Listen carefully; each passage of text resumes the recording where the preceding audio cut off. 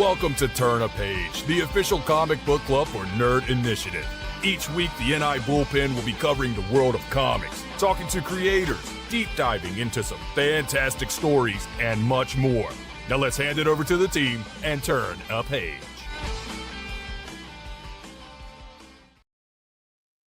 What is up, comic fans? It is Tuesday night, it is 8 p.m., and you are locked in to the Nerd Initiative YouTube channel. And that's right, it is the comic book showcase. It is Turn a Page, and don't adjust your dials. Special circumstances, special host, because hosting the show tonight, of course, is I, Rich, the head of NI Wrestling, also editor over at the NI Bullpen. And of course, you know me as now the third chair. I used to be the guy, behind, the guy in the chair. Now I'm the third chair on Turn a Page. Of course, Ken M is off on assignment this week, but some things never change. And because he has a lengthy contract with Nerd Initiative, and inside that lengthy ironclad contract, he has to do his own intro. So without further ado, my co-host, coming at you live and direct straight from the Sanctum of Awesome for the last time. My name is Off the Cuff Tom, Nerd Initiative's pop culture connoisseur. Rich, always a pleasure.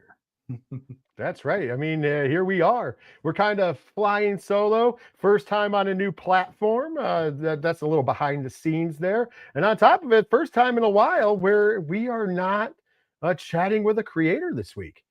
And we had to go and do something different. Like, it is weird. It's become almost like, second nature to have a third or fourth here. But instead, we kind of went back to our roots, and we're going to talk about a run that might bleed through to what's going to be going down real soon in the James Gunn Superman universe. But before we get there, I would like to implore everybody, first of all, to go over to the home of pop culture positivity. That's right, nerdinitiative.com. There you will find all about comics, movies, TV, wrestling, and more. And if you would like your fandom to be represented on the home of pop culture positivity on the internet, nerdinitiative.com, make sure you reach out to us, because we're always looking to add new things and give a voice to the community and, all those wonderful things. But of course, comics is the big one, because obviously it's a comic book show. And of course, we're going to be gearing up tomorrow for New Comic Book Day. But more on that later when we bring back the picks of the week. Ooh. Wait, but we still do that? Yeah, I once again, it has been so long since we have done a show where we're just breaking down comic book that we almost forgot. But I wanted to bring that little gem back. But we have one more piece of business to take care of in the beginning. If you are watching us on the Nerd Initiative Facebook, X, Twitch, or Kick, thank you so much for tuning in. Make sure you're following us on those wonderful social media platforms. However, if you are watching us already on the Nerd Initiative YouTube, you already have part of this done. But if not, after this stream is over, get on over to the Nerd Initiative YouTube channel. Make sure you smash that subscribe button. Click that bell icon for notifications so you know whenever we go live or whenever a new video is put up. And last but not least, tap that thumbs up to let the bosses at Nerd Initiative know you want more comics content and all sorts of other content on the home of pop culture positivity on YouTube. That's right, the Nerd Initiative YouTube channel. Now that we've got the business out of the way, it's time to dive in and hopefully super chat. We want to hear from you, especially if you've dealt with this. And giving you a little bit of background before we actually announce the book. I mean, you can obviously see it in the thumbnail and everything. Obviously, coming up very soon, we have the new Superman movie coming out that I know everybody is waiting on bated breath. Some people are super excited to see it. Some people are really excited from the trailers. I don't know. What camp do you fall in about the Superman movie, Tom? I love the fact that we are getting a Superman movie, period. Okay. I think the world needs Superman. Doesn't matter when, doesn't matter where. The world always needs Superman. Do I think that we need all these ancillary characters brought in a Superman movie in this way that they're pushing it so hard? No. And especially F. Guy Gardner. I hate Guy Gardner. And the fact that one of my favorite voice actors of Hal Jordan is now playing the live action Guy Gardner is such a kick in my power ring. You have no idea. Well, I'm kind of on the, I'm optimistically cautious. The reason I say that is because with you. Because like it does look really cool. It does look like things. I mean, we've always loved James Gunn's work, across the board. I'm even a fan. I know some people didn't like Brightburn, but I was a fan of Brightburn as well as everything else he's done. So I have faith that he's going to take care of the franchise. However, it seems like there's a lot of chefs in the kitchen, not like on the creative side, but like there's a lot of characters. And that's what spawned kind of what we want to do. I mean, it is long rumored that All-Star Superman is going to be one of the more, not even rumored, James Gunn has said All-Star Superman is one of his inspirations for the story. And there's other inspirations for the story as well, including what we're talking about tonight, because what we're talking about tonight is Superman, the Men of Tomorrow. This is actually put together. It's actually issues number 32 of 39 of the 2014 Superman run. That was done, of course, by Jeff Johns, John Romita Jr., Claus Janson, Laura Martin, and Dan Brown. Of course, tremendous lineup on this. You talk about an all-star group making a comic book. And the reason why is because there is a character that we've seen in the trailers briefly that everybody is assuming is a character named Ultraman, not the Ultraman that fights kaiju. Nope. And this is also the character that we've talked about over on Play for Keeps in the Superman 5-pack that, I went off on about. He's also featured in there as well. Absolutely. So if you want a really good look, you stop, go back, watch our episode, and then you'll see it on there. And some people, there is a character in Superman lore, Ultraman, not the kaiju one. Don't get it confused with Kaiju Ultraman, which of course myself and Tom are huge fans of. But in this world, it has kind of been rumored that they're going to do a little something different with Ultraman, and they're going to use a character that comes up and is introduced in this storyline, and that character's name is Ulysses. And I'm gonna put a little screenshot on here if you're not familiar. This is, of course, Superman and Ulysses back to back. It was one of the alternate covers, I do believe, of issue 36. So that's kind of the character that we're thinking is this possible character. So, and this was one of the books on the list that James Gunn had thrown out there of possible inspirations. And this graphic novel takes place over 7 issues. It is the introduction of Ulysses. We're going to kind of break down and go through an overview. We'd love to hear from you in the chat, especially if you've read this book before. And then, of course, we'll kind of give our likes and dislikes before kind of grading and telling you what we thought about Superman, the Men of Tomorrow.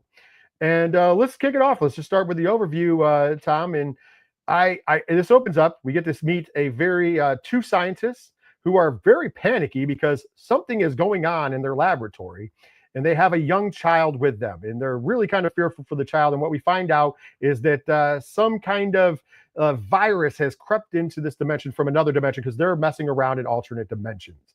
And their answer for their child, which is the young little lad named Neil, is to put him in a ship, if you will, and ship him off to the 4th dimension. They have realized that there's things in the 4th dimension that could possibly save him. What's the alternative? He dies with the rest of everybody, or we save the life of our child. So they ship him off. Kind of sounds very familiar to the Man of Steel. Am I not right, Tom? I mean, I was going to say, just coming right in the opening, if you were looking at the pages on this and all the panels didn't have the text in there, you honestly probably would have thought straight up, oh, this is Jor-El and Ma-El, because I can't remember her name right now. I just completely went blank. But it's so similar. So that's one great parallel that we do see happen in this book with the 2 characters. They do have a very similar backstory, but just like if it was an Elseworlds or whatnot, something's going to happen that definitely puts that little crowbar separation in there. So I appreciate that. And the fact that I think it doesn't give too much away that this actually takes place on Earth, as opposed to Krypton or, KO-35 or you name another planet out there. Mm-hmm. And we find out later, obviously there's spoiler talk in this because we're breaking down. You find out later it is our Earth. It is actually Earth 616. So it's, if you will, 616. Hold on. Yeah, we're doing Marvel. We're mixing in Marvel. Why not? Because it's fun. We're crossing the streams. Nah, I know you're getting out of that. That's not here. All right, I don't know about this. I know. I'm messing around. Okay, we're having fun with people in the chat. So somebody's gonna get their panties in a bunch. It's kind of like when you yell out Star Wars or to a bunch of Star Trek fans. I would. Hey, I already threw in a Power Ranger reference, so I'm good. We're throwing in all the references today. But no, getting back to the story though, we catch up on, basically present day of 2014 because that is when this story takes place. We catch up present day 2014, kind of with Superman a little bit. And this is, post obviously life and death to Superman. This is post, Superman kind of going off the reservation a little bit, coming back.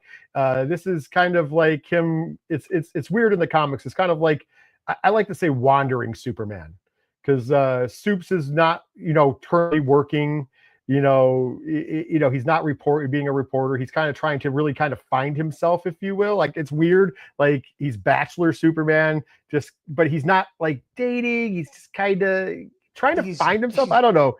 Journeyman Superman. It's like Sex in Metropolis without the sex. You know what I mean? Like, it's really kind of like an interesting, like, Superman he's still Superman. He's saving the world. We catch up to him as he's fighting Titano and trying to take down this robot that just seems to not ever stop, that he doesn't know where it's come from. And finally Supes gets, the upper hand and takes out the Titano. But in the meantime, we have a visitor from another world. And that visitor but that other world happens to just be Earth, just a different dimension, a different planet in that dimension.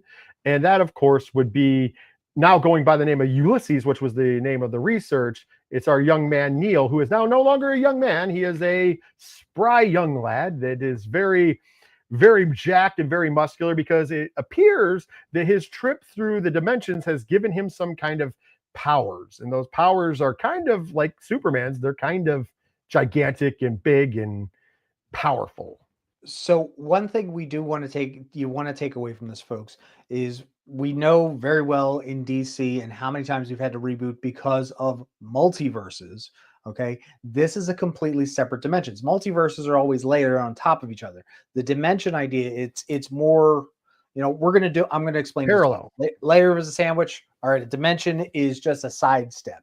So we're not really mix and matching. So like we were talking about Ultraman, when I was presented with this, I'm like, oh, Ultraman, Earth 3, I know this, but the crime city, no, we're not going this way. We went this way. Mm-hmm. So it's a different dimension. Yes, very much so.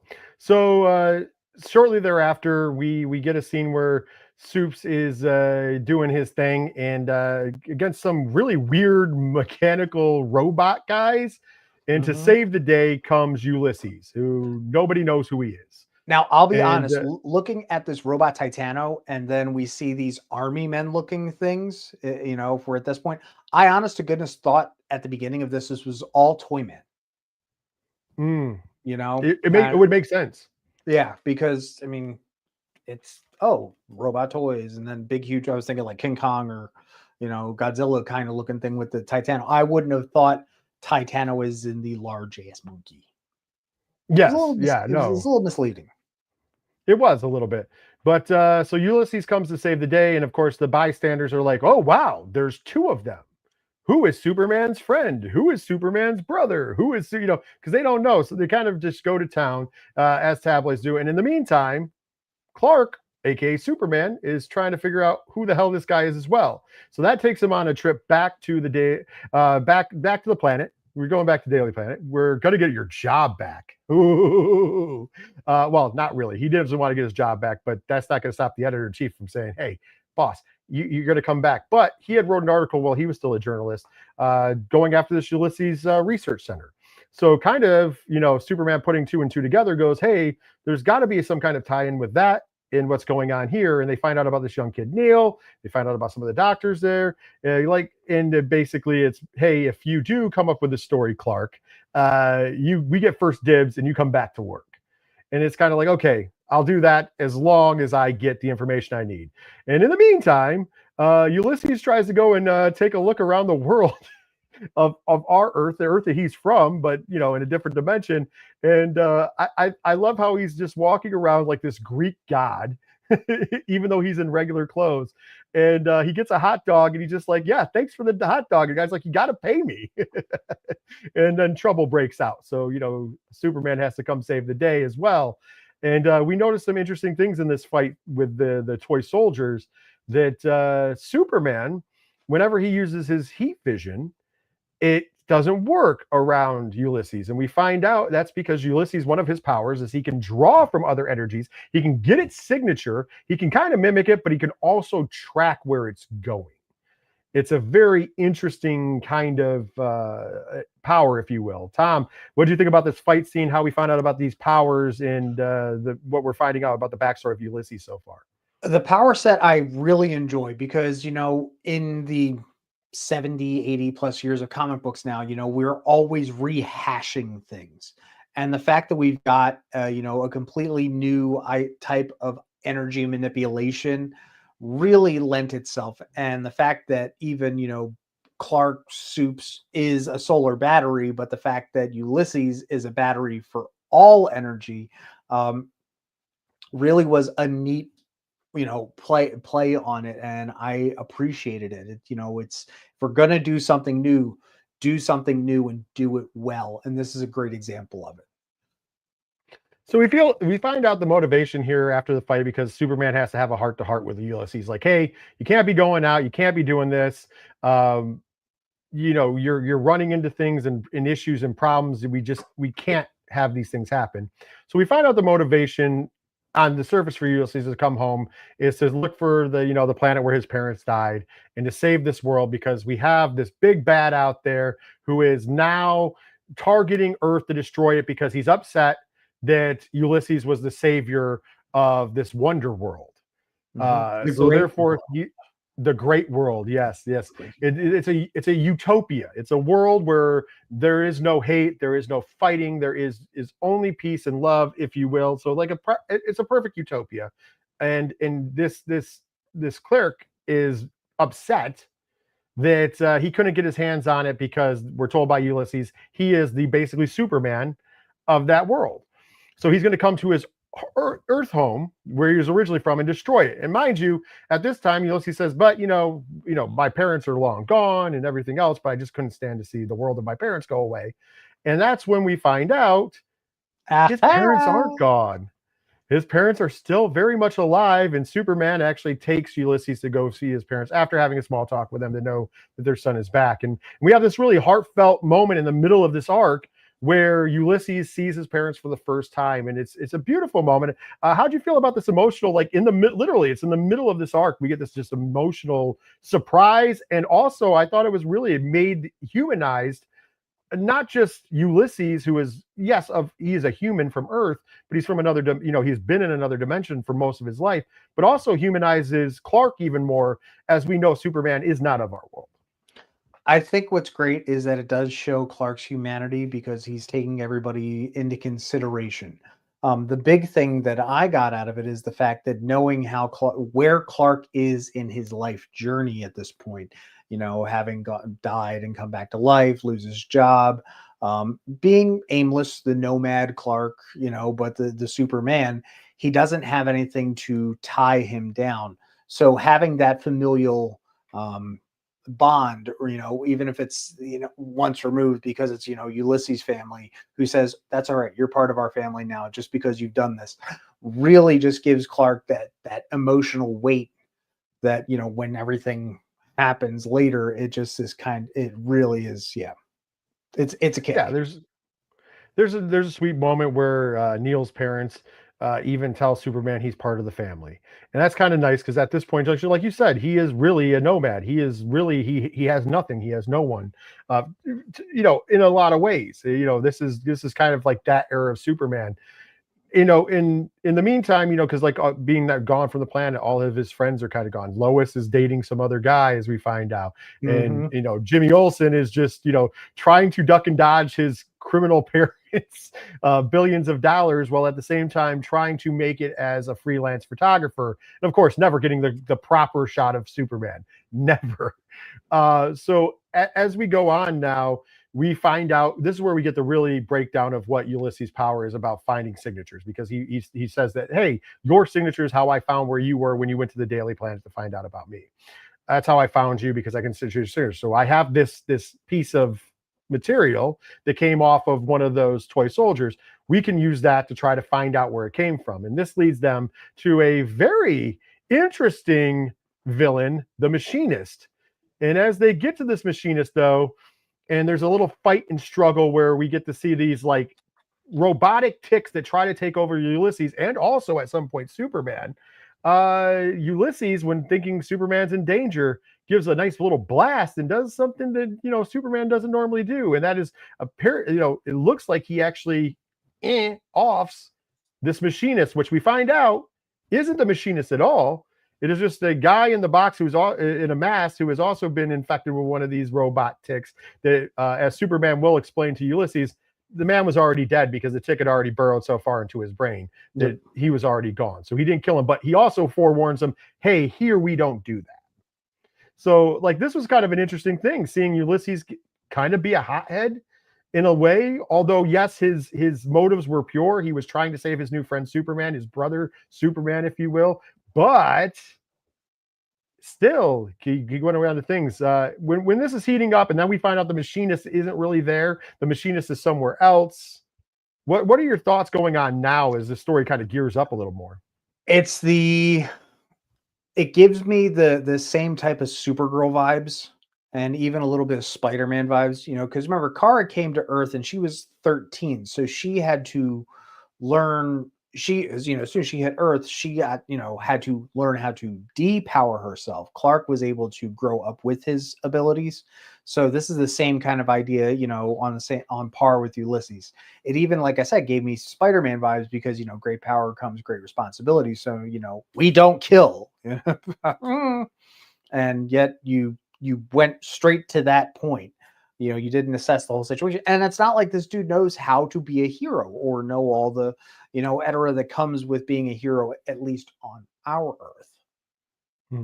Yeah, and it's funny because Superman does have that kind of that Uncle Ben role, that with great power comes great responsibility kind of here. And so then they use the device that was around the neck of this fake machinist to actually hunt down the real machinist.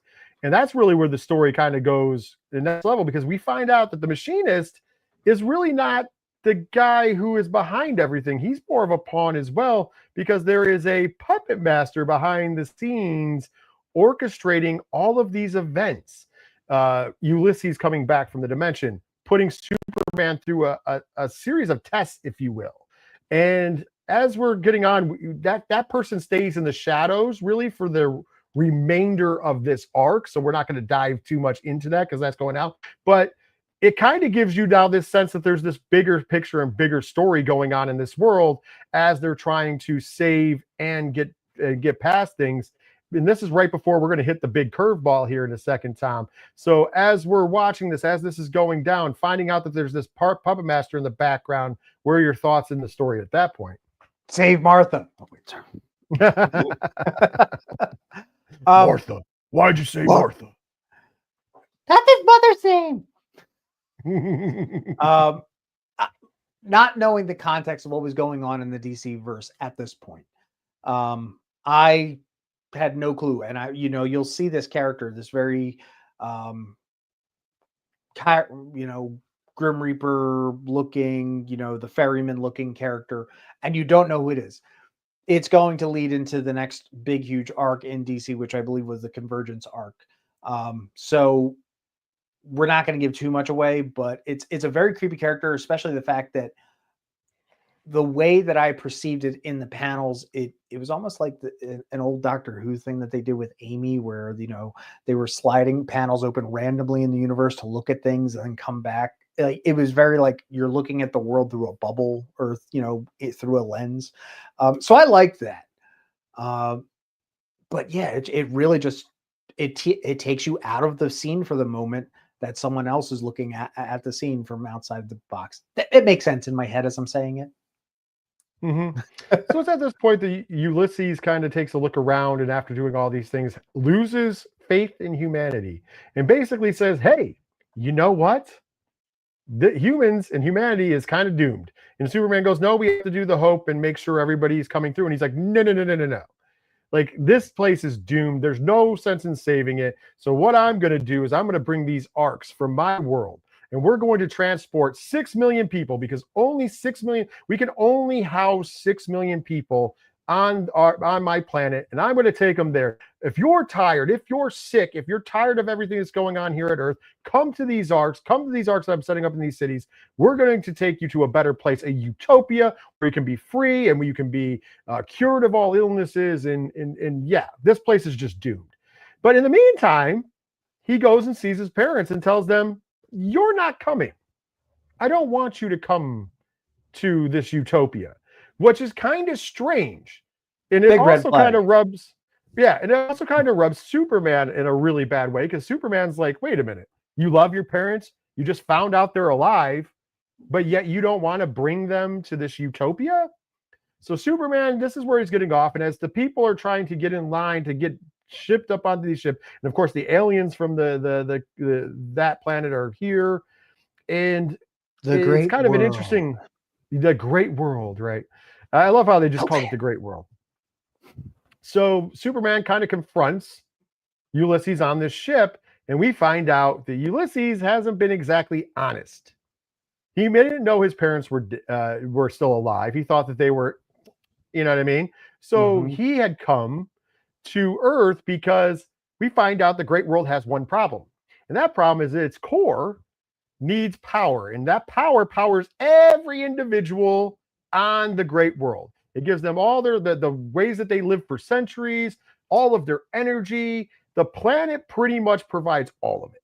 So what you're saying is Ulysses' name isn't Ulysses, it's Norrin Rad? Did they just pull a Galactus on us, only on a dimensional level? Pretty much, because what we're going to get next is that he says the reason why they need 6 million people is and the reason he came to Earth is they've destroyed many of places before. Cleric is not this bad guy. It is his adoptive father. And he is the guy who is in charge of the Seekers. And the Seekers, they go out and seek for places that they can get souls, if you will, to power the Earth. So they're going to bring 6 million Earthlings back to the Great World. They're going to basically sacrifice them to the Great World so that way they'll have power, and that power, and they have to do this every so often, every so many decades they have to do this. Yeah, it's 10 years. So every 10 years they have to do this to make sure everything sustains in this utopia. So this is a utopia that is pretty much ran by, death. So he says, Soylent Green is made from people. So we get this scene, and I'm going to put it up on the screen now.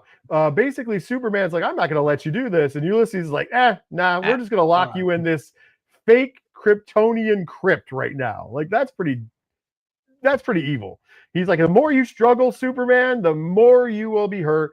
I don't want to hurt you. I don't want to fight you. I'm just going to do what I'm going to do. And then I'm going to return you to Earth. I'm going to return you because you're a good man. I'm going to interject on this. So going off of this picture really does give me vibes of what we saw in the James Gunn trailer. Yes. And because instead of using this fake, kryptonite thing, who is it in the background? It's Metamorpho. So think about that. So once again, when the teases of this story are there's a reason why we were doing this story, right? So we have Superman. He's kind of incapacitated, and at the same time, he's trying to talk sense into Ulysses, because he's like, at the end of the day, I know you're a good person. You're obviously, you respect me and think I'm a good enough man that you want to return me back to Earth after you do your bidding, because you think that I'm a good person. But here's the thing, I can't let you do this. You have to stop. And he's really just, trying to convince him. And then he tells him, hey, by the way, your parents are here. Huh? And Ulysses at first thinks he's lying, and to which Superman literally gives him one of the greatest lines of all time, Tom, in my opinion. He goes, I don't lie. And so now Ulysses looks, and sure enough, his parents are on the ship. And he's like, oh no, I can't kill my parents. His humanity comes back for that moment. And he said, oh my God. So he ends up letting Superman out, and their goal is now going to be, hey, we need to override the power stream so we can send all of the Earthlings back to Earth. And then I will help you save your people here on the Great World. So him and Superman go to work, and thankfully the Earthlings all get ported back. But when they get ported back, we find out that to reverse the power, it uses up too much power from the Great World. And the Great World does what, Tom? It goes kablooey. And that leads to a fight in space for a bit between Ulysses and Superman. Because now Ulysses is like, you've made me kill my family. You've made me kill the home that I've had my whole life. You've made me destroy this utopia because you're selfish and you only care about these humans who are terrible, and who cares about them anyways. And he's going complete villain at this point in juncture. Oh, he went total Inigo Montoya. Oh yeah. Oh, absolutely. So then they end up back on Earth because the Earthlings are back, and next thing you know, boom, here comes two super beings smashing through buildings, having this fight, and we're getting it in, we're getting it on, and we learned something interesting here because Superman, to try to defeat him, is just goes all out, infrared blasts, full tilt, knowing that he can absorb it, but it's hoping he can overpower and override him. And in the process, what does Superman actually do? New power. And I can say with absolute certainty, I remember where I was in the world when I first heard about this. That's pretty neat in comic books when you hear just the news and go, oh, Superman, who's been around at this point, 60, maybe 60, 70 years? Yeah. At that point, a decade ago. New power, it was, jumps to tall buildings in a single bound. Oh, we're going to change that to flying, faster than a locomotive. Oh, crap, he can just fly now, so on and so forth. But to finally get a new power set, and we get the super flare or solar flare, depending how you really want to word it, that's great. That's awesome. We've even seen that in the live action. We saw that in the Flashverse, in the Arrowverse. Supergirl used it, I believe, I forget if she used it on Clark in their fight, or because she did it actually before Clark did.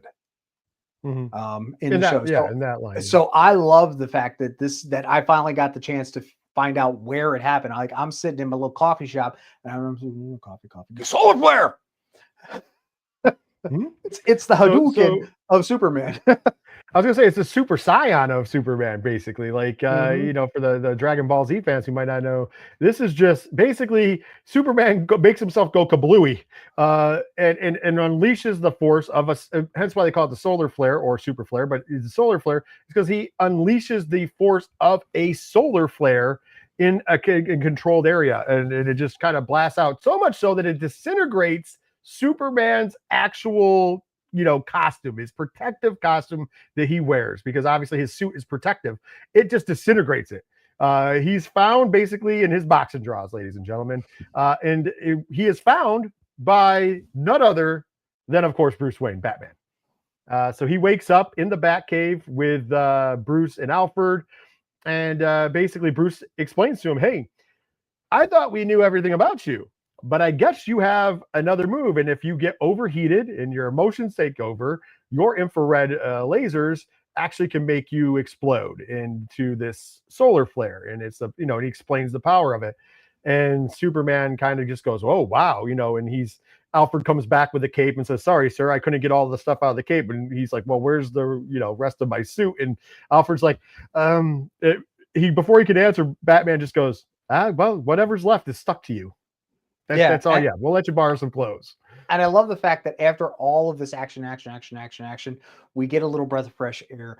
And, Bruce is talking with him, but Alfred comes in as cool and calm, as collected as Alfred can be, and says, unfortunately, sir, I couldn't get anything out. Heat and steam do not seem to work on this. Oh, yeah, it's Kryptonian. Oh, makes sense. and also, I want to point out before I go too much further, like when we get past this fight scene, it's kind of almost like this little bit is pretty much an epilogue. We get to find out some really cool things that aren't action filled, if you will, but it's a nice little epilogue to what we've just seen. And I actually really dug this because we have this whole explanation from Bruce, and then Bruce is kind of like Supes is like, okay, I got to get out of here, and Bruce is like, well, we're gonna have to give you a ride. And Superman's like, no, I can just fly. I know where I am. And he's like, yeah, you can't fly. When you do this, you basically lose all your powers. And Superman's like, wait a minute, I lose my powers? And Batman's like, yeah. And he's like, is that permanent? And he goes, no, you'll get them about 24 hours from I figure about 24 hours is when they'll come back ish. But this has never happened before, so we're gonna have to find out. But he's like, yeah, you're just a human right now. Basically, welcome to being a human. And we get Clark going back, and Clark goes back to the Daily Planet, and he works on his article because now we find out that Ulysses is in this holding cell, and Clark goes to see him, or sorry, Superman goes to see him because even though he doesn't have the powers, he has a spare suit on. And he goes to see him, and he's in this energy vortex that's not allowing him to use any of his abilities. This is Ulysses. The fact that they used the parasites, the specially designed cell for the parasite for this, and to be able to siphon off the energy off of Ulysses, I'm like, okay, that's a great way to little free energy. I mean, someone will figure out an evil way to use it, but using what we already have in DC canon to take this completely new character and we're just going to drop him right in, I thought that was a very, very smart move because, Stryker's Island is always the go-to, as opposed to over in the 616 where we've got the raft, the this, the that, the jailhouse, we can put them everywhere. But in DC, we've got Iron Heights, we've got Strikers, Bell Rev, at least they're spread out a little bit more in the country. Yeah, I got you. And that's another thing that was great in this book. And before we get so I'm sure we'll talk about it again. There's a great deal of Easter eggs and a great deal of little callbacks and little things that are pretty cool. But basically, Ulysses looks at Superman and goes, "I don't want to talk to you. I want nothing to do with you." Da da da da. And Superman's like, "I get it. I understand you're mad at me, and you have all the right to be mad at me." And he kind of just shuts up and walks away. But when he walks away, Neil's parents come back, and he kind of melts back. You can start to see his humanity a little bit. I don't trust that he's not going to be a villain, and trust me, he's not going to stay not a villain. However, he does. His parents do. He does kind of have a moment with his parents, and Superman kind of bombs off, and he goes back to the Daily Planet where he's now Clark. Writes this amazing article on Ulysses and everything that happened, and he catches up with Jimmy Olsen, and Jimmy Olsen kind of has this epiphany because this whole time Jimmy Olsen is trying to find himself. He's explaining that his parents once again are gone. They've left these billions of dollars. He's not going to spend it because he doesn't believe in it. But after seeing what Superman did, it inspired him, of course, Superman being his hero. It inspired him, hey, let me help some of these people out who were trying to leave this planet because they were bad. So we donated all these billions of dollars. We found out who these families were so they can have a better life. So it was kind of like this nice little thing. And he takes Clark out for a hot dog, and it's the last of his actual money. Jimmy's money, that is. And while they're there, Clark decides to tell Jimmy Olsen that, hey, I do want to tell you one thing, and I do appreciate your friendship, and I appreciate everything you did. And basically, he turns his head, and next thing you know, Clark is now standing in front of him as Superman. And wow, gee, my best friend Superman. But the best part is it's sarcastic. Like at first, Jimmy Olsen's like, okay, if you're Superman, let's fly. Let's see this and that. And he's like, I can't do that right now because I used all my power when I blew everything up. And Jimmy Olsen's like, okay, that sounds so now you're just messing with me. You're not really Superman, Clark. And they're going back and forth about him believing he's Superman. And they end up running into a guy who's taking hostages in this alleyway. And Clark goes as Superman. Goes to confront this person. And Jimmy Olsen at this point doesn't know if he's really Superman or not really Superman, but he knows either way he doesn't have bulletproof skin. Because if he is lower, so the guy puts the gun to Superman's chest, and Superman basically says, hey, you know what happens when people shoot bullets at me? It's not going to work. Do you really want to do this? Do you? Right. And he gives him the nice hope speech because he gives him the, hey, listen, you haven't done anything that's too bad right now. You're just going to go away for a little bit, but you haven't done anything that's so bad that you can't come back from. Don't cross that bridge. You don't want to do this. You don't want to cross that bridge. The big thing in this scene is that as much as Superman has the gonads to go up to him, knowing that he's depowered, nobody else knows with the exception of Jimmy. It's the person who was the hostage also became the hero in that scene, even more so in my opinion than Superman, because that's exactly what Superman does. He gives us the hope, and as I'm saying, the hope. But he inspired him. It's like, all right, man, look, let's take this down. Hi, I'm Mac. I think the guy's name was, or that might have been the mugger. It's something. One of them was named Mac. Yeah. But for him to take that initiative and to de-escalate as well, along with Superman's like, look, man, this is where we're at. What's the best course of action here? Yeah, even the hostage tells him that he forgives him and he gives him a hug. They embrace, and the hostage is crying. And Superman kind of, and he knows he's going to go to jail, but at the same time, it's just a happy ending. And he's standing. So now they're going into a different alley, Jimmy and Superman. And basically, he's like, "Well, I don't know how to get out of here because usually I just fly away, but I can't, so I don't know how to get out without being seen." And that's when Jimmy goes, "You might want to look at your feet." And we realize that now Superman's hovering off the ground. And now Jimmy is full on knowing that, his best friend Clark is now also his best friend Superman. You can say it's an uplifting moment. There it is. There's the pun from Tom. I knew it was coming. And we end this arc with the two of them sitting on top of a building, and Jimmy Olsen. And this is actually, I think this is one of my favorite, button-ups, because Jimmy Olsen says, "Hey, you were actually human for a little while. Like, you weren't Superman. How did it feel?" And Superman says, "Not as different as I thought it would." So he's kind of saying that even though he's an alien and he's not a human, the humanity in him and his love for humanity brought them closer. He's closer to being human than he ever thought he was going to be. So in the moment that he was kind of a normal human because he had no powers, he feels more human than ever. And I thought that was a really cool message for Superman. Like, it was a good positive outlet for it. I like the fact that when they were walking around and they were heading to the planet, and as much as Clark, again, like, he jumped in front of a gun, or I'm sorry. We're far enough in, hopefully. When he jumped in front of a pew, before that, they're walking through a park and there's a cat falling out of a tree, and Clark, just instinctively being the good person that he is, whether he's human or Kryptonian, just goes to jump out and help and scrapes his knee all up. He's at the planet and He's bleeding. He's jacked up. He's reading the newspaper, and what happens? Paper cut. The worst pain of all. That's fantastic. Or the fact that he had to explain what it's like to feel cold.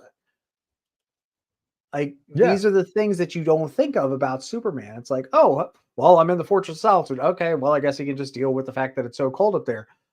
No, he just doesn't know what cold is. And he has to explain, I don't understand what temperature is. I just look at the air molecules and look at their density. And it's like, well, and then use that to dress myself so I fit in. Yeah, I think that was the coolest part. It makes super sense. Yeah, but it's kind of cool that he says that all the things that he has to cheat to do to make himself look like he fits in, because he isn't those things. So to be cold, to not like that, I just thought that it was a really cool storytelling. And that's why I said that epilogue piece is just as cool as all that build up. The fight was good, and then that. So let's go into some because we obviously have talked about the book. Let's go into some more likes and dislikes about it before we give our grades on it. So, Tom, where would you like to start with some extra likes and dislikes you might have liked about the Men of Tomorrow? Well, it's not necessarily. Look, I'll say that when it comes to Supes and Ulysses, it's a very cut and dry story. It's the, hey, I've got powers. How do I do this? Oh, wow. Heel turn, fake out, whatever. Boom. That is a very basic roller coaster. It's all the other little things. And like I said, not knowing what is going on in the DC multiverse, because, it's every few years, rewrite. Come on. To see Lois in a different light, to know that Max, somebody else is owning the planet now, and that's why Clark can't work there. And, we're getting name drops. Like, we saw Cat. We saw, there was another one in there from one of the other reporters. I was waiting for Snapper Carr to show up. There were a lot of great little things. Like, honestly, I would have loved to seen Jimmy. This is me putting it out there. It's a decade ago. If Supes and Jimmy would have went to Bibbo's for dinner, and that's where he spent his last few dollars, that would have been nice. A nice little callback. The art was fantastic. I love the fact that, Superman had his very iconic suit, but it was done in such a way that it did feel slightly different. It wasn't like the old Chris Reeves or the TAS version. Jimmy, always, I missed it by that much. Getting those, to see the characters in this light was great. Lois still being the great investigative reporter and saying how things haven't been the same since Clark wasn't there, that, oh, he's coming back. Finally, something's happening at the planet. It's all the stuff outside of what, you think the story is what really makes it richer. And that's what I loved. Yeah, I agree. There's a lot of really cool stuff, and that's my biggest takeaway from most of what we got to see in this book. And like you said, I feel like the actual fight, like the actual here's the introduction, here's the problem, here's the fight, here's the that was kind of just ABC. You know what I mean? And that's fine. Mhm. But like, there's such a depth to all the characters. There's a depth to Ulysses. You don't get the inkling that he's lying until we find out he's lying, and there's more to this story. And then on top of that, you have the puppet master in the background that, once again, here we don't get the big reveal, but at the end he sends Superman a black book with the Superman logo on the cover of it, that's empty. It's basically an empty journal. And it's kind of like, hey, prepare for what's coming next to you. You know what I mean? It's an interesting kind of like dynamic. And on top of that, though, the humanity that Clark shows / Superman. And it's just like it's just an amazing story. And then, like you said, getting to see these other characters and where they are. There's a team up between where Jimmy and Lois team up, and it seems like they haven't teamed in a while, which we're used to them being kind of a duo. And it's funny because they go on this trip to go meet Neil's parents, and then also to try to get on to try to interview people by these ships. And that's the first we get the feeling that this is the first time that they've teamed up in quite a while. So it's kind of like an interesting like world that we're in right now. We're getting the band back together. Yeah, pretty much. And then, with Clark coming back to the Daily Planet, and then with Superman finding out he could be human, and like coming in and like having, in my opinion, a perfect Batman cameo, because it's not long, but he explains what we need Batman to explain. Like, who else is going to explain what happened to Superman but Batman? You know what I mean? Like, that makes sense that Batman would be like, hey, I got you because you're my friend, and also this is what happened. You know what I mean? Like it's kind of like an interesting, I think all the pieces didn't feel forced. I like the cameos. I like all the Easter eggs. I thought that this, at no time did I think that it was like a force in there. And I'm with you. The art in this book is just phenomenal. The one other great thing, and going back to Ulysses and, the different idea of the energy manipulation, is when they were going to find the machinist, and how he was able to use Superman's, a heat vision at a lower frequency and really be able to control it and use it like a light source. Like, that's the stuff I like. Take what we know, put it on its edge, and give me something new about it.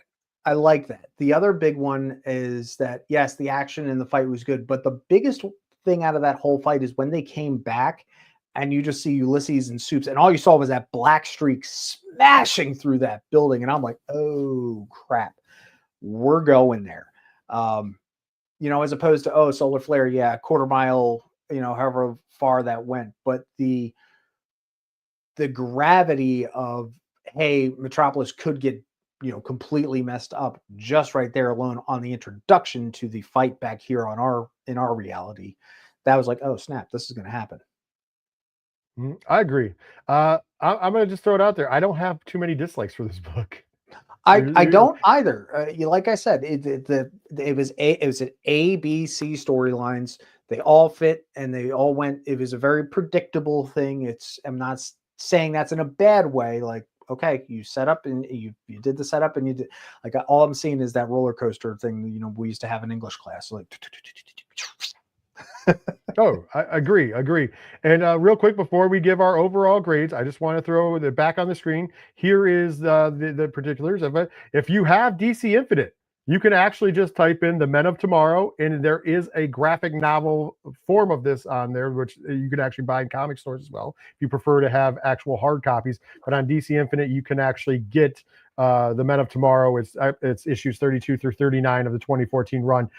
Jeff Johns, John Romita Jr. I mean, this book is phenomenal. It's a great run overall, let's be honest. But this is one of the amazing arcs that goes along with that. And yeah, I would say if you heard us and you check it out, because it's definitely worth checking out. It does also come in trade paperback, and if you are, someone who really likes to fill your shelves, there is a hardcover of it as well. Yes, and It's a there's perfect also a coffee book lot to of absolutely, because I was going to say, because even when you read the one on DC Infinite, it has a lot of the extra art and everything in it, and it's awesome. I spent an extra, I don't know, after I read the story, because I read it in one sitting, because that's how good it was. I'll say it because I'm going to say it again when I give my grade. I'm not usually a Superman fan, and I love this story. And I'm sitting there. I lost another like 20 minutes to a half hour just looking at the concept art and some of the other covers that they showed off. Like, there's a lot of really cool things. So I could only imagine having the hardcover of this, because it would be a great, coffee table book, because there's some amazing art, because there's a lot of really cool things. I mean, hell, they even have Lego Brainiac as one of the covers. Like, there's like these covers that have nothing to do with the story per se. But yeah, I was going to say 2015, right around that point. If I looked it up on my second screen, more than likely this was right around Lego Batman 3, or possibly, it would have to be Lego Batman 3, because Brainiac was the big bad in that game. So that was probably the tie-in. Great game, but it was still kind of cool to see all those little extra things that really didn't tie into this arc, but they were really cool, like secondary covers. That's all they were variant covers, and they were super cool. So let's take the last few minutes here, and we're gonna. All right, what do you think? How do you think James Gunn will be able to incorporate, if this is where we're going, with this Ultraman odd-looking guy who has this grayish suit with the big U and the Johnny Quick headpiece? How do you think he's going to incorporate that character into this new Superman film? Well, mixing it in and taking your own, I could think that this would be a perfect, like, not main villain, but main counterpart to Superman during the movie. So, like, we've kind of gotten like the feels already that Brainiac is in the movie. It's kind of been kind of hinted. So that would be like your big bad that probably isn't going to show up and do too much stuff. Maybe shows up in the third, maybe shows up in like during the kind of be that he's the puppet master, but doesn't show up really to the third act to kind of really show you him. And I don't think he's going to be the big focus of the movie. I think he's going to be the focus of the series going forward. Like, as far as the big bad, he'll be the Thanos kind of Thanos of the world, if you will. And I think that this would be kind of one of those out of left field characters that you could really pull on. And this character who can come in and kind of, because we know Lex Luthor's in the movie, obviously, because he's played by Nicholas Hoult, but he seems to be in this weird Luthor stage, like he's hunting Superman per se. So we have to know that he has a certain amount of power already. Maybe not quite President Luthor, but like he's got some kind of like power. So would it be beyond him to kind of have like this? For lack of a better term, because we just saw, and I'm not saying they're copying, I don't think they are, but we just saw the Thunderbolts. It could be kind of his kind of sentry. I want to create my own hero. Ooh. You know what I mean? Like maybe the good version of what Superman 4 tried to do. Well, that's what I was going to say. Like, I've heard rumors like Solar Man. Is Solar Man going to show up? Maybe, but maybe this is that. Maybe this Ultraman kind of character, this Ulysses character, could be that Solar Man, and it ties in. And this is kind of the tie into Luthor or Brainiac, or a kind of combination of the big bads that we're going to roll out, because I feel like this is just a big introductory kind of movie.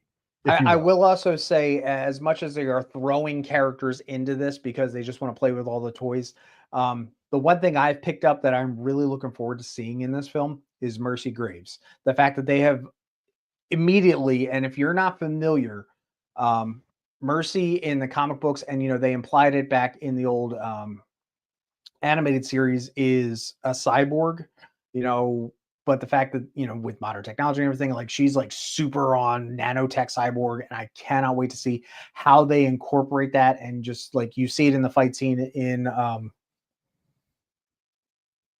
Metropolis Stadium, where and I just lost the name in my head, because I actually remembered the name for a second, what the name of the damn team is. Wow. Well, you're not supposed to indies. They're Philadelphia, so this is why I do indies. Me too. But I get what you're saying. There's a lot of really cool things that they can do, and if they can tie it in, once again, this book, as good as it was, kind of made me hope that maybe that's what and I know this is not the only inspiration, but they tied a lot into this, and it still came out really good because they did it in such a way that it never felt overwhelming. It never felt like just, oh, we're throwing poo at the wall and let's see what sticks. You know what I mean? It felt like you were always going towards the story, but at the same time, we're going to bring some things, an ambiance, if you will, on the outside. So maybe they'll do that in the movie. Because like I said, it looks like we know James Gunn pays attention to the comics. We know that he prides himself on using different comics for inspiration to create an original story around those stories. And Well, like I said, he's we all know about All-Star screenplay. Superman. It's all about screenplay. Like I said, we know All-Star Superman is definitely one of the big inspirations. He said that, and he has also mentioned this book, or this collection, if you will, the Men of Tomorrow. So I think that we're going to see something very akin to that. I think that's really cool. But let's get back to the comic for a minute before we give our picks of the week, the returning picks of the week. Let's get this a grade. So Tom, what's your overall grade if you were reviewing this for nerdinitiative.com? Out of 10, what are you giving this one? This is a solid 9 out of 10. I think the only thing that I'm taking away from it is that not knowing, what is going on, before, what led up to this, or what's going to happen after, that's my only. I was like, oh, wait, well, hold on, what? Huh? Wait, Lois is dating somebody else. Cat Grant's over here. Somebody else owns the Daily Planet. That's just the little tiny nitpicky stuff that takes the 1 point off of it. I'm going to go a little above you. I'm going to give it a 9.5 out of 10 as a complete arc. The only thing that I can, and I didn't want to mention in dislikes, I think it's just kind of like, is that there's a couple little like bogged down parts. Like when Neil meets his family, like it's fine. I love that surprise and emotion, but then there seems to be, and I don't want to say wasted, but there's like a lot of pages where like, I don't really need this, because it wasn't like anything that ended up coming back to have any bearing on the story. Like them telling him why they made the decision had bearing on the story, finding out they're alive. But then there was like going into the bedroom and seeing the car bed. Like I was like, I get that it is a cool, like whatever, but and that's why I said there's a couple little scenes like that there, and then a couple other ones that you're like, we could have used that to flush out a couple other things, but once again, not enough to make me real angry. So 9.5 out of 10, very, very, very strong score. All right, that's going to bring us to our picks of the week, Tom, because hey, we haven't done those in a while here because we usually do interviews, but every Wednesday, for those of you who don't know, then nobody does it like the Nerd Initiative Bullpen. Go to nerdinitiative.com for new comic book day reviews starting at 9 a.m. in the morning, releasing every 5 minutes. And both myself and Tom will, Tom usually does more of the video ones. I usually do the written ones as well, so you can come check out some of the work. So every week we have books, we have favorites, and this is going to be kind of like the little peek in there. I had to give a little why we're giving picks of the week because we haven't done it in a while. So Tom, without further ado, what is your comic book pick of the week for this week? This was a little tough for me to do because I have so many books on my plate. I am doing a combo with our GEO Michael, and if you haven't read our first one, if you haven't read our first one, we've been doing this great collab on the Spider-Verse versus Venomverse, written in two very different and unique styles. So I would definitely recommend to go check that out. But my pick of the week is Star Trek Omega. We've just come out of the 5-part lore war, and IDW has now sewn up everything so beautifully. Now, if you take a look here at the cover, this is a lot of the things that we saw during the lore war. There's a lot of great characters you see, maybe a few that you're not familiar with. The big thing out of this is that this is going to tie up both the Star Trek line from IDW and on top of it, the Star Trek Defiant line. This is it. These lines are completely done now.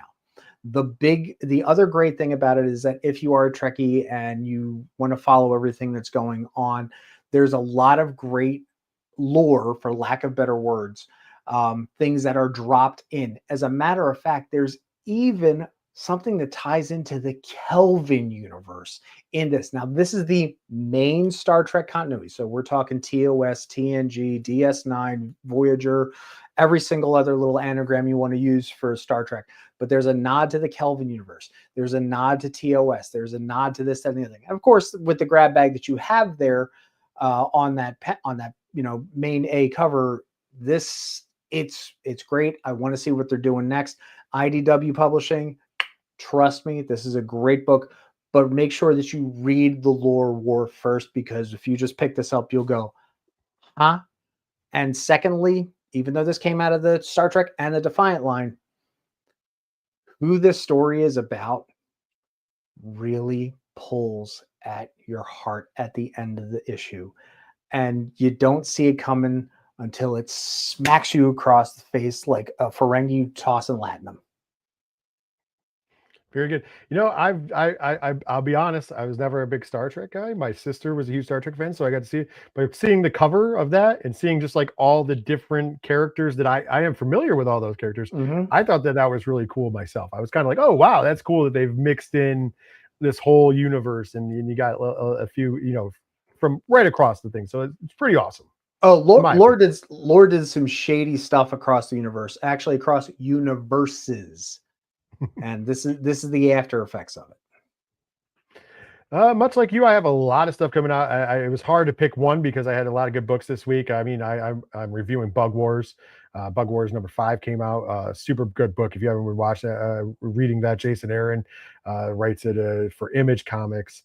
On top of that, of course, the second issue of Blood and Thunder from our good friends over at Skybound Entertainment came out, and I've been super impressed with that. So make sure you pick up both of those. But because I had to pick one, the one that I did pick for this week is the issue 2 of Exquisite Corpses. This is coming to you from Tiny Onion Studios and Image Comics, and of course, this is an interesting book because yes, it is created and written by James Tynion IV, if you will. But if you don't know how this book series has come about, basically what he's done is they're doing a line where James Tynion has done kind of the overview, and then they're letting other awesome creators, artists, writers come in and do different issues, and they get free carte blanche over what they're doing. And this one in particular is written also by the co-creator. Michael Walsh will be the writer and one of the artists on this book as well. The other artist is Mariana Ignazi. They are doing some really cool stuff. So the concept alone is really cool. The story itself, if you didn't get to read Exquisite Corpses #1, basically there's 13 powerful families that are based out of the 13 original colonies. And every 5 years they have to figure out who's going to run the shadow government, the real government of the United States of America. And the way they do that is they all pick a killer. The killer has they all pick a killer. They all pick a weapon. It's all by the killers they get to choose whoever. The weapon is all by blind choice. And that killer is going to take that weapon into battle. And whichever killer comes out surviving is the family who will run the shadow government. And unfortunately, though, they do this combat in a unsuspecting town where they try to cover it up. So there's going to be a lot of carnage. There's going to be a lot of things going outside because most of these killers, let's just be honest, they're mass murderers, serial killers, that type of people who kind of enjoy the life. And the character designs are phenomenal. Each killer sticks out. It's one of those things that I'm a big fan of. And it's a really good book. So if you haven't picked up Exquisite Corpses #1, grab that while you're at the LCS this week. And also, I would say stress you really want to grab Exquisite Corpses #2 because it is a phenomenal book that you're not gonna want to miss. But hey, you can't go wrong, Tom. When you go to the LCS, you can't go wrong with whatever you're grabbing. So many great books coming out by across the board from the big two, from the indies. It's a great time to be a comics fan. We're not even touching on things like Comixology and everybody else putting out some amazing stuff. What's going on over in the Kickstarter world, and it's just on this show. I it's not lost upon me that every week when we get to sit down with creators or even do what we did tonight, Tom, that comics is a thriving industry.